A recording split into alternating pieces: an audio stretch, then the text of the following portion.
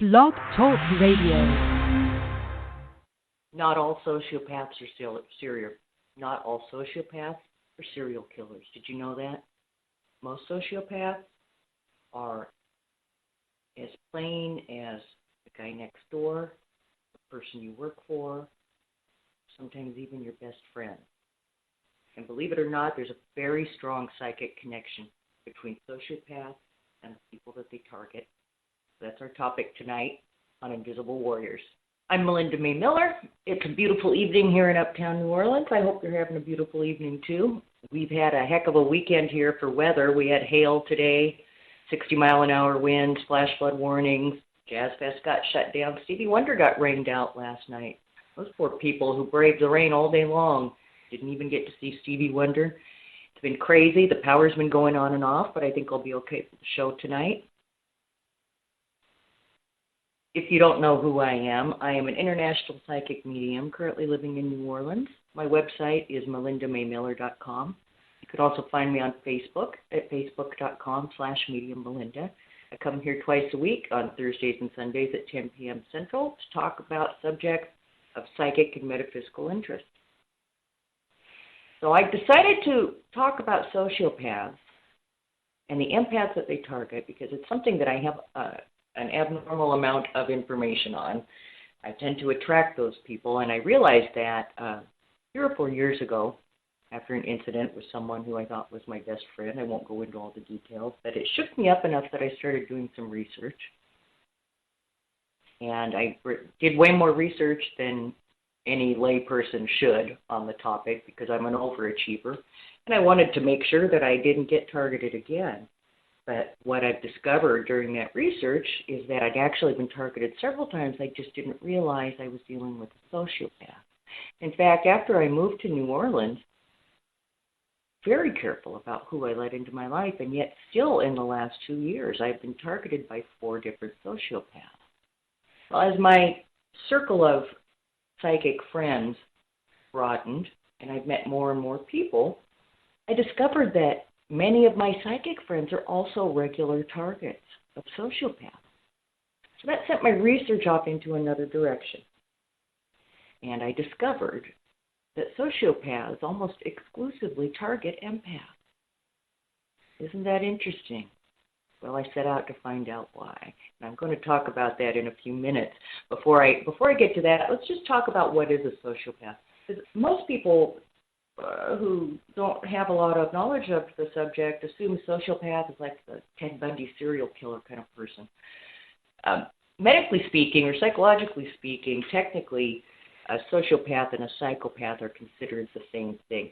However, for lay people's purposes, in general, the sociopaths tend to be people who grew into their dysfunction, and psychopaths tend to be people who were born with their dysfunction, born with a severe personality disorder, etc. So that's how I use the words. Of course, I'm a layperson. I can use the words however I want.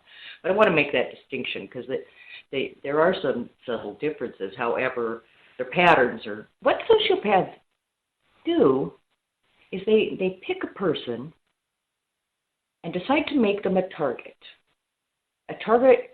for play, a target for toying with, somebody they can puppeteer just for jollies. And if you're not a sociopath, it doesn't make any sense, which is why my research went deeper and deeper and deeper because I just couldn't understand it. But they all follow the basic pattern of abuse, very subtle. They're always very charming, and they tend to be good-looking. And I want to be clear, there are women sociopaths as well. I've been targeted by a few women in platonic relationships as well as men. And I am going to use the he pronoun here, but be aware there are also women. I use he because that's been the bulk of my experience. So the pattern they follow can be broken down to 3 steps: idealize, devalue, and discard. Phase 1 is idealize. And what they do is it's also called love bombing. They pump you up They make you feel good. They make you feel valued. They make you feel like they're filling in those little gaps of the things that people don't normally get about you. But what they're really doing on their end is figuring out what pushes your buttons, what makes you happy, what makes you sad, what makes you crazy. And I should step back for a moment, explain why they do this. Sociopaths and psychopaths are incapable of experiencing emotion the way that the rest of us do. And what I mean is they don't experience real joy or real happiness. They don't understand what it feels like. So they substitute for it. And they substitute basically the feeling of winning. That's the closest they can get to experiencing joy or feeling good, feeling of winning. By the way, if you have a story you'd like to share or you have a question or comment, give me a call, 657-383-1264. I'd really love to hear from someone about this topic.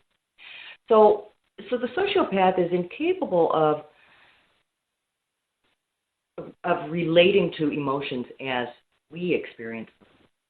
What they do is they try to become the person that they think you want them to be so that they can win. It's like a little game. They want to win. That's the closest they can get.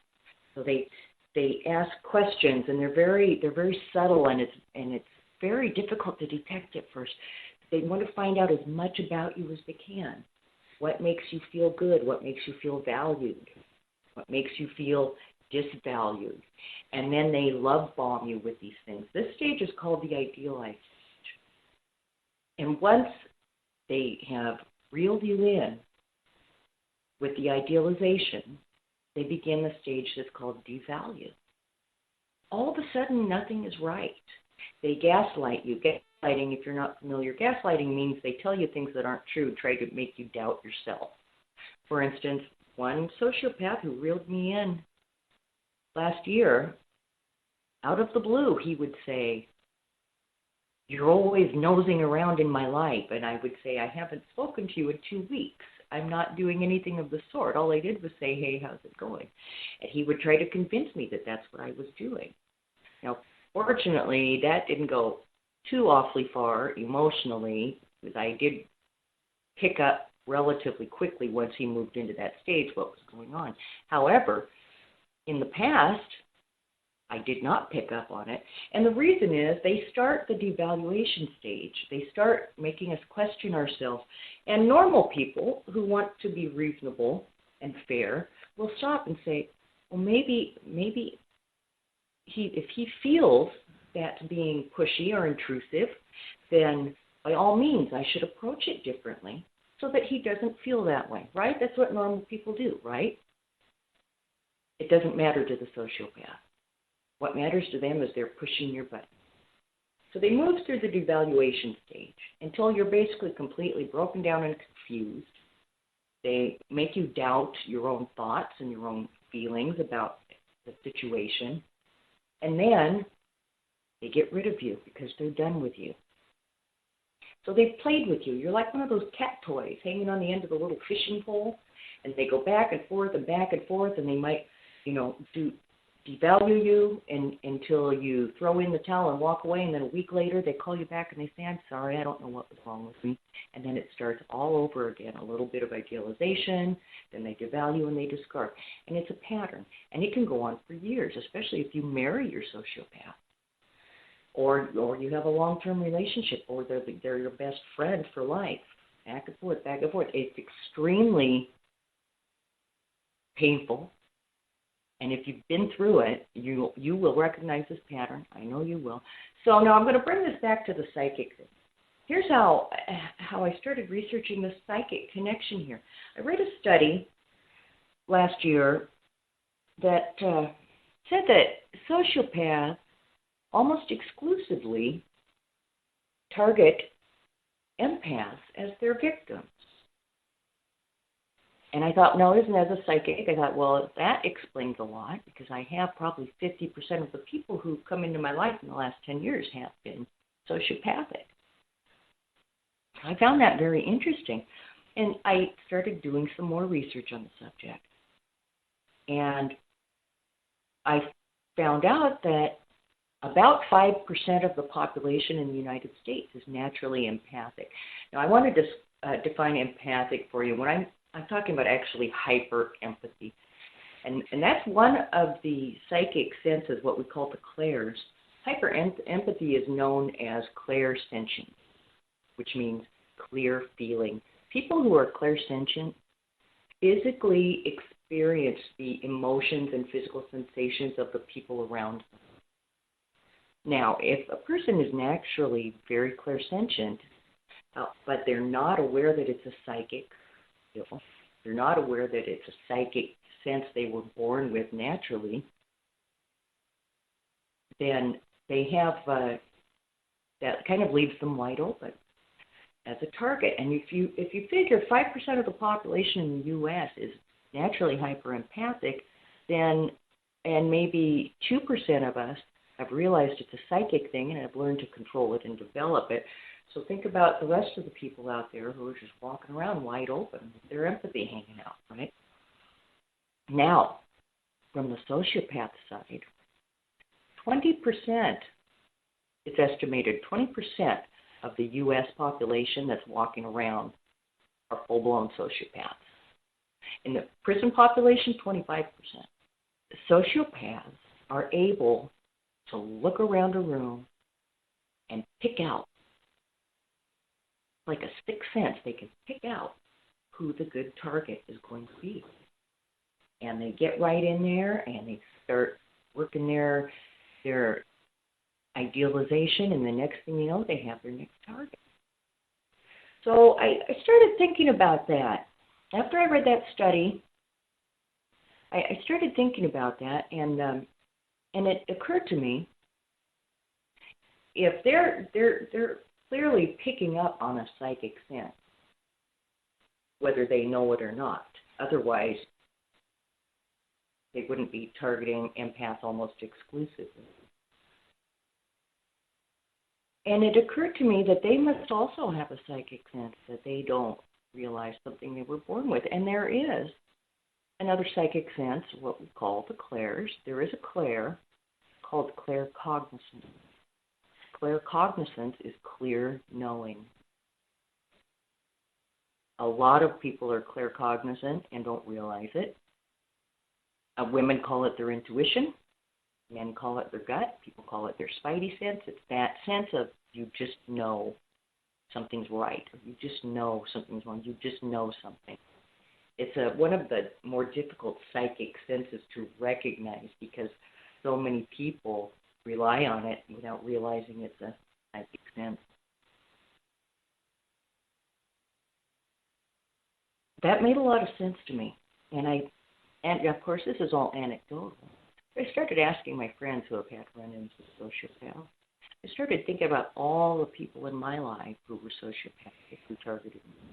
And I realized they're using a psychic sense to pick up another psychic sense that exposes weakness. Now, here's the other thing. Why would they be trying to zoom in on empaths, and what makes the empath so attractive to the sociopath? Well, think about that. They're in it for the game. They're in it for the jollies. They're in it for the fun. Because empaths experience things differently, more deeply, in a different way than the other 95% of the population. The sociopath gets a much better reaction when he toys with you. Basically, he gets more bang for his buck. If you'd like to give me a call, 657-383-1264. Hi, caller, you're on the air with Invisible Warriors. What's your name? Did I lose them? I may have lost my caller. Hold on one second. Oh, I lost them. Well, if you'd like to try back, caller, 657-383-1264. What I was saying is they get more bang for their buck. That's all that comes down to. They get more jollies with less effort. And also somebody who isn't so used to working off of feelings like an empath is going to be a little more analytical. It's going to be a little bit more critical. It's going to put up with a little less. Empaths tend to be forgiving of people. They tend to want to feel that people don't mean to be mean. They don't mean to be hurtful. They don't mean to be rude. So that makes them a perfect target, and it makes them an easy target. Now, here we have 5% of the people in the country are walking around with their psychic empathy hanging out, and 20% of the people in the country are walking around looking for someone to toy with. That's the only way they have to feel good about anything in their life. Think about that. If you're in a room with 100 people, 5 of them are going to be empaths, and 20 of them are going to be sociopaths. Think about those numbers. That means there's 5 crazies for every clairsentient person walking around in this country. And those sociopaths, I'm telling you, they just go from empath to empath to empath to empath. We're just outnumbered. We're just outnumbered. You can't, it's so difficult. You can't shield from it because it's all working at a level that just is so difficult to put your finger on.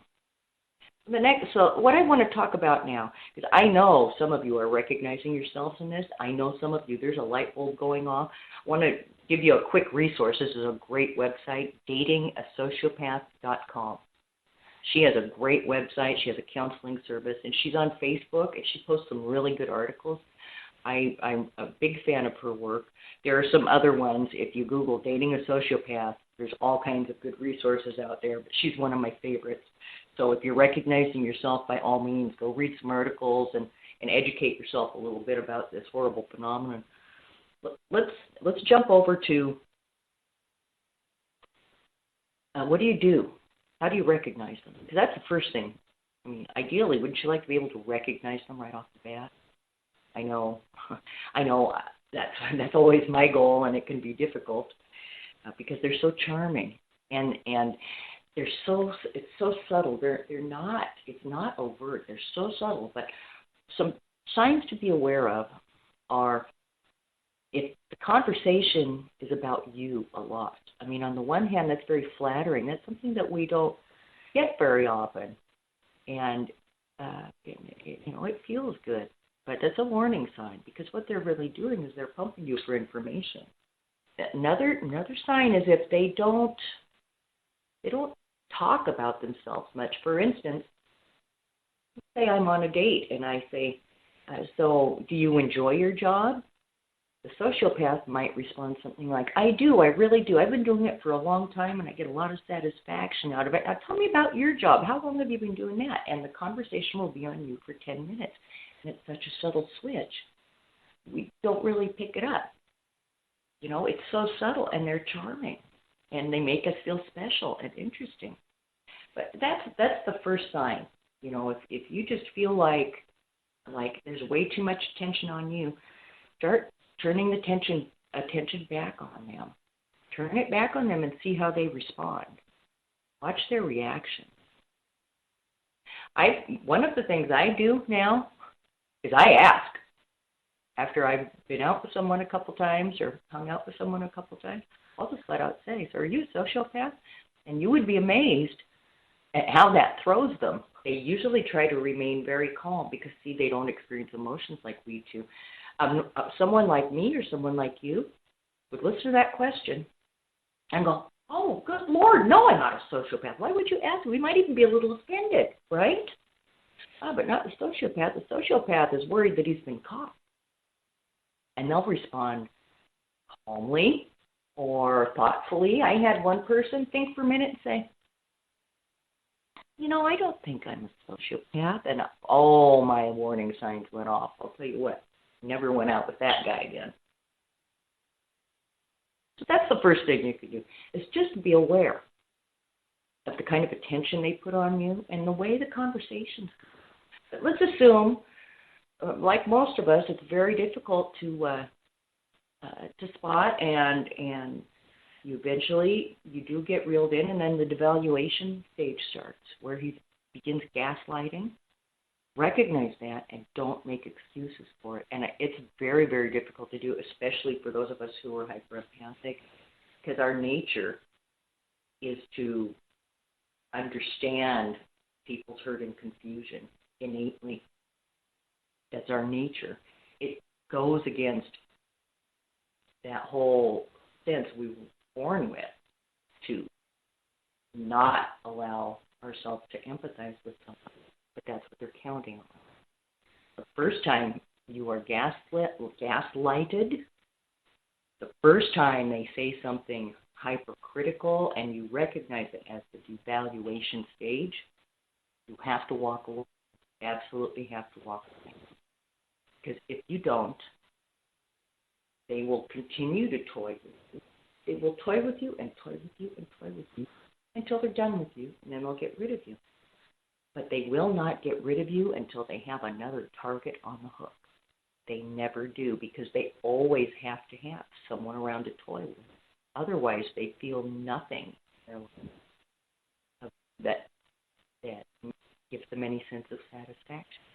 Now, if you do get sucked into that devaluation stage and you stick it out until the discard stage, good Lord, walk away. When you discard you, say, okay. Now, they will come back. They always do. They come back because they know that they already know how you work, and they use you as filler until they get someone else on the hook who's a little more of a challenge. But you have to, this is so difficult, but you have to go with what we call no contact, or NC. You just have to cut them off. Block their phone number, block their email, block them on Facebook. Do whatever you have to do to prevent them from contacting you, because they will tell you all the sweet things you want to hear. And they will tell you how they should have done things differently and how much they miss you and how special you are, and they will start the idealization all over again. And then they will devalue, and then they will discard over and over and over as long as you let it. I'd like to bring up a couple points about what not to do if you discover that you have a sociopath in your life. And this is an important point, because sociopaths' number one fear is exposure. They can be like a wild animal if they think that somebody is going to expose them to the world for what they really are. I've made that mistake. I've made that mistake a couple of times before I found out I didn't do that. And they were like wild animals. One person got violent, but fortunately I know how to take care of myself and put an end to it quickly. Another person set out to destroy my reputation. He made things up about me, and that's what they'll do. That is absolutely what they'll do. If you try to challenge them or you threaten to expose them, there is no winning. There is no winning. There's no winning with a sociopath. There is nothing you can do. They will not. They could probably be fixed if they would go to a therapist, but they will not see a therapist. They will not. Anytime somebody says to you, I don't need a therapist, I know more than most of them, that's a warning sign right there. But because they basically can't be fixed, they won't be fixed, whatever it is, you are certainly not going to be the one to fix them, because love isn't going to do it. So you must walk away. You must do no contact, no matter how hard it is. Block them on Facebook. Block them on Twitter. Block them on Instagram. Block them on your phone. Block them on your email. Block, block, block, block, block. Do whatever you have to do to get that person out of your life. Have about 4.5 minutes left.